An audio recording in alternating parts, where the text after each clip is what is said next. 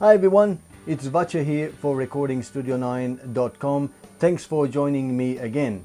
In today's video I want to talk about a review of a video that I previously had done about the Behringer Xenyx Q502 mini mixer, which is that one there, as you can see, about how to be able to use that with the Behringer MA400 headphone monitor to get zero latency recording of multi-track recording of a song.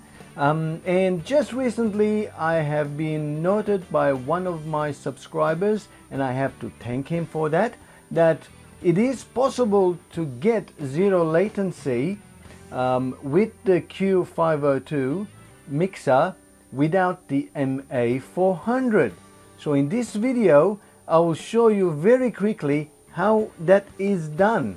It's very clever, and I guess one have to experiment with, and one has to pretty much know the basic the audio flow through of the mixer construction to be able to sort of work out to do it. But it's as simple as that. It's very simple and does not require any new hardware other than a small patch cable to be able to get zero latency with the Q502, as well as any of the other mixers like the Q802 and 1002 and so on. Obviously these mixers have the USB stereo connection to your PC. Those ones, they have to be the USB ones. So without any further ado, I will show you how that is done. Okay, this is my Behringer Xenyx 502 USB mixer, which is very basic. It's got one microphone input and a couple of line inputs, stereo line inputs, with a compressor, phones and mix. So it's quite simple, and the advantage is it does have a USB connection that goes to the, in this case, my laptop. Now to be able to get zero latency and what zero latency is about, you can watch my previous video. But in this case, I'm going to get zero latency without any additional hardware like the MA400, as I had demonstrated previously. The way to achieve that is to use this cable. It's the RCA cable that is just direct connection to and from. And what we do is we just connect at this connection here, which is the 2-track input and output. And the way we need to make sure that the connections here, which says to main mix for the USB 2-track, is in up position, and to phones is pressed down. That's very important to make sure that to phones is down, and especially to main mix has to be up, because what we're trying to do is to connect the output of the 2-track, which is parallel to the USB connection, back to the input of the 2-track, which feeds back to the headphones. So whatever goes out of the 2-track comes back in, and we can hear it on the headphones in conjunction with what's coming as a USB signal. So basically it will do the same job as the MA400 that I had explained. So we basically connect that connection there, and then the other end, red goes to red, white goes to white, and we have to make sure the main mix at no circumstances press down. If you do, it will create a loop back within it, and then it may damage the system. So you got to make sure that to main is definitely up and to phone is down, and that's about it. Now the next thing we need to do is go to Behringer's website and search for the Q502, and then go into the downloads section, and then from the downloads we find the drivers. Right at the bottom there's a driver, so you'll be able to select either the 32-bit or the 64-bit. Download the driver and install it, and you might have to restart your computer for the drivers to become active. Now the other thing you can also do, depending whether you have Windows or Mac, you can actually download the free software while you're there. There's recording software, VST plugin, instruments, and a whole heap of things for free that Behringer gives it away. So you can download those and you can use them as well. So once it's downloaded, I will show you how we set it up in Reaper. So I have Reaper running, my favorite recording app for Windows, and how to set it up. So the next thing we need to do, we get the USB cable and we'll just plug it in,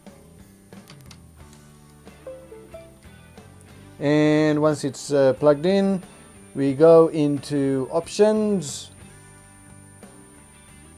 and then down to preferences,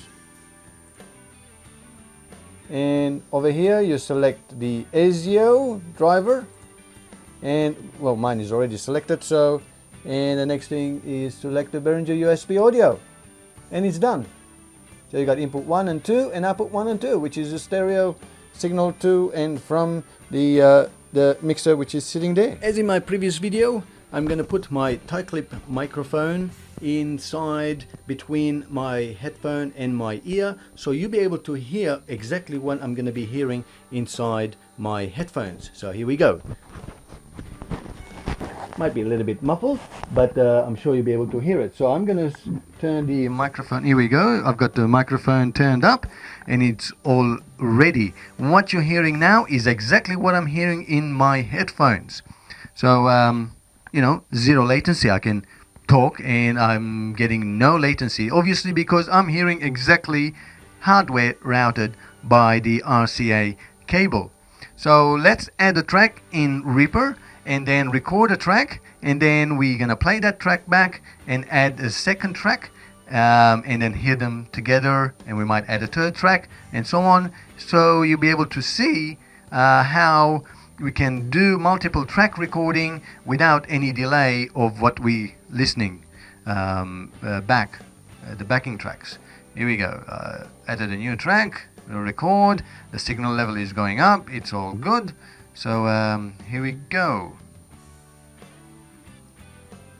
La la la lo la la lo lo la lo la lo la lo la la lo lo la lo. Okay, I think that's enough for first track. Let's have a quick listen back the original track. La la la lo la la lo lo la lo la lo la lo la la lo lo la lo. Okay, so we got that track. So let's play that back again and record the second track on top. So we'll add a new track and put it into record mode. All good. Here we go. La la la lo la la lo lo la lo la lo la lo la la lo lo la lo. Okay, that was quite easy. So let's do listening to both. La la la lo la la lo lo la lo la lo la lo la la lo lo la lo. Well, that was really good. So there was no latency while I'm listening to the first track that I recorded and trying to record the second one. So it's fantastic. So this way you'll be able to record multiple tracks. So you can record your guitar first, and then while listening to the guitar you can play another instrument, maybe a second guitar, and then add the bass guitar and then drums, whatever you want to play, and then sing onto it. And then you can mix it down later on, and there's plenty of examples of how to do that on YouTube. So hopefully this helps you out without the MA400 doing zero latency. And I have to thank my subscriber again for informing me of this procedure, which is quite simple. Basically connecting the 2-track output, RCA output, into the 2-track RCA input, and making sure that 2 main mix button is always up. Otherwise it will create a loopback and it squeal like anything and might even damage your mixer. So you have to make sure of that. And yeah, hopefully this was helpful. And if you haven't subscribed to my channel, please do so. You're most welcome. And then if you have any comments or questions you'd like to ask about this experiment, feel free to comment down below, and I'm more than happy to answer them for you, or do different experiments as well. And until next time, thanks for watching. Cheerio.